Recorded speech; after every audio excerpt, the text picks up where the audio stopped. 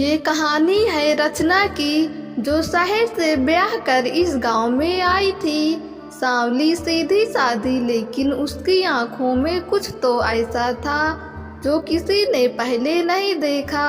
ससुराल आते ही रचना ने एक फरमाइश की, मुझे एक छोटी सी दुकान खोलनी है। सास ससुर ने पहले तो मना किया, लेकिन फिर चुपचाप हाँ कर दी। गांव वालों को ये अजीब लगा, नई नई बहू और इतनी जल्दी दुकान। रचना ने अपनी दुकान खोली, नाम रखा रचना की रचना। लेकिन धीरे धीरे वो नाम बदलकर बहू की नई दुकान के नाम से मशहूर हो गया। दुकान में वो सब कुछ मिलता था, पुराने किताबें, टोटके की चीजें, औषधियाँ और कभी कभी तो ऐसे सामान जिनका कोई मतलब नहीं था, जैसे टूटी घड़ियाँ, अधजले दिए, बंद शीशियाँ। गांव की औरतें कहने लगी, इस बहू को कुछ आता है, जादू टोना तो नहीं करती। पर दूसरी तरफ जिसकी भी जिंदगी में परेशानी थी, एक बार बहू की दुकान गया और सब ठीक हो गया।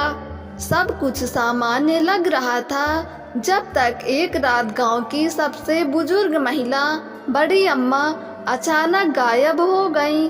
आखिरी बार उन्हें बहू की दुकान के पास देखा गया था। अगले दिन दुकान बंद मिली और दरवाजे पर खून के निशान। पुलिस आई, गांव में हड़कंप मच गया। ससुराल वाले चुप थे, लेकिन रचना बेखौफ कहती, मैंने कुछ नहीं किया। रात होते ही दुकान के पीछे से किसी के चीखने की आवाजें आने लगी। कुछ लोग कहते उन्होंने दुकान में किसी को रोते देखा, कुछ कहते रचना किसी से बात करती है, पर वहाँ कोई होता ही नहीं। फिर एक रात गांव का एक लड़का दुकान में छुप गया, मोबाइल कैमरा लेकर। सुबह जब वो निकला, उसका चेहरा पीला था और हाथ कांप रहे थे। उसने जो वीडियो दिखाया, उसमें रचना किसी रहस्यमय किताब से कुछ पढ़ रही थी, और जैसे ही उसने आखिरी शब्द बोले, एक परछाई उठकर सामने आ गई, और वो परछाई बड़ी अम्मा की थी। सच सामने आया, रचना तंत्र विद्या जानती थी, लेकिन वो किसी को नुकसान नहीं पहुंचा रही थी।